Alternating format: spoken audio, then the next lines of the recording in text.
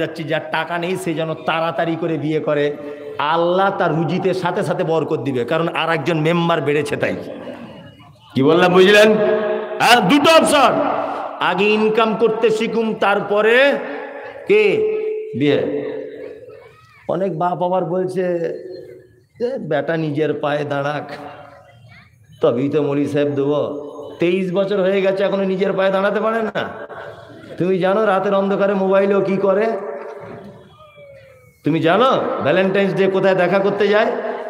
হুঁস মোটা বাপ তুমি, তোমার মাথায় গোবর ভরা আছে। ছেলেটাকে বলছে তুই বিয়ে করবি, বলছে না বিয়ে পরে করলেও হবে, একটা বড় মোবাইল কিনে দাও। ওর মোবাইল কিনে দিলেও আরো 3 বছর বিয়ে করতে চাবে না, কারণ বিয়ের কিছু স্বাদ ওর ভিতরে আস্তে আস্তে ও পায়। ভালো করে বুঝবেন, ও পায়, এই কারণে ও আর বিয়ে করতে চায় না। আপনি বড় মোবাইল কেন কিনে দিলেন? আপনার বেটাকে কেন পাপ কাজে ঠেলে দিলেন? বরঞ্চ পাড়ার কোনো ভালো সুন্দরী মেয়ে দেখে ওকে বিয়ে দিতে পারতেন। তোরা দুজনা বাবা যা পারবি কর, পাপ তো হবে না। তার মানে আপনার ছেলেকে ভবিষ্যতে দাঁড়াতে গিয়ে আর নিজের পায়ে দাঁড় করাতে গিয়ে ও যে গোপনে কত পাপ করছে, সব পাপ আপনার ঘাড়ে চাপছে। কি বললাম বুঝলেন? দেরি করবেন না, বুঝতে পেরেছেন গোপ কালো হয়ে গেছে, সঙ্গে সঙ্গে ব্যবস্থা করে দেন। একদম খুব সমস্যা। মুহাম্মদ সাল্লাল্লাহু আলাইহি ওয়াসাল্লাম বলেছেন পুরুষ টাকা পয়সা থাকলে বিয়ে করো। তার মানে বোঝা যায় বেটির বাপের কাছ থেকে 1 টাকা নিতে হবে এরকম কোন ইসলামের পারমিশন নেই। এখন যারা নিয়ে ফেলেছে এরা কি করবে মৌলী সাহেব? ফেরত দিতে হবে কাল সকালে। কি বললাম বুঝলেন? তাছাড়া এটা মারাত্মক বড় পাপ। কারোর উপরে জুলুম করা ইসলামে জায়েজ না না জায়েজ? কাউকে জুলুম করা, অত্যাচার করা ইসলামে জায়েজ না না জায়েজ? হারাম। আপনার দ্বারাতে কোনো মুসলিমকে আপনি জুলুম করতে পারেন না, এটা হারাম।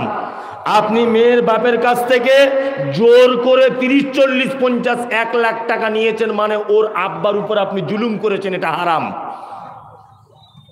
কি বলছে বুঝতে পারছেন? এটা হারাম। এইরকম কোন বিবাহতে আপনাকে দাওয়াত দিলে একটু এড়িয়ে থাকবেন। অত্তাসমিতুল আতেশে, হাঁচি হলে কি বলতে হয়? ইয়ারহামুকাল্লাহ। কি বলে? আলহামদুলিল্লাহ।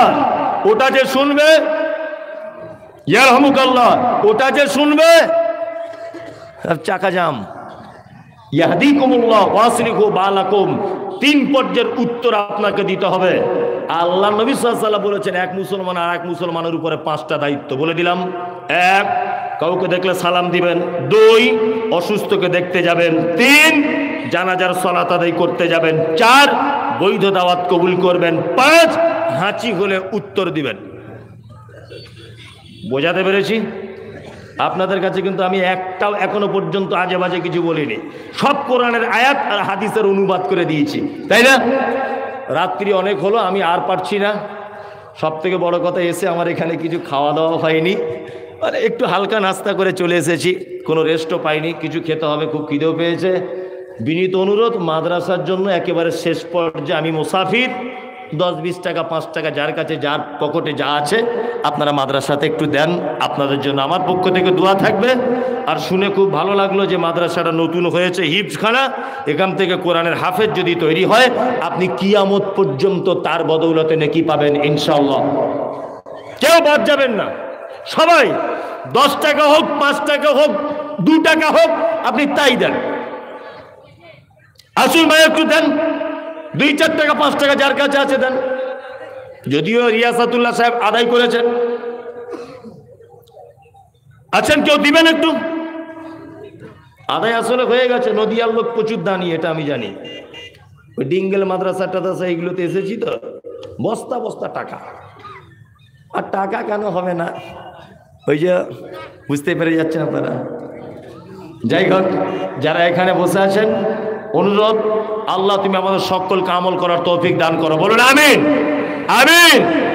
এতক্ষণ পর্যন্ত যা কিছু আলোচনা হয়েছে, আল্লাহ তুমি আমাদের মনের মণিকোঠায় জায়গা করে দাও, আমিন। যারা দান করেছে, আল্লাহ তুমি তাদেরকে কবুল করে নাও, আমিন। আল্লাহ যারা করতে পারেনি, আগামীতে করার তৌফিক দান করো, আমিন। যারা এখানে বসে আছেন বা দাঁড়িয়ে আছেন, কেউ চলে যেন না, কেউ চলে যেন না। 10 টাকা, 5 টাকা, স্টেজটা এমন করে করেছে, এটা মহাবিপদ। হ্যাঁ, কি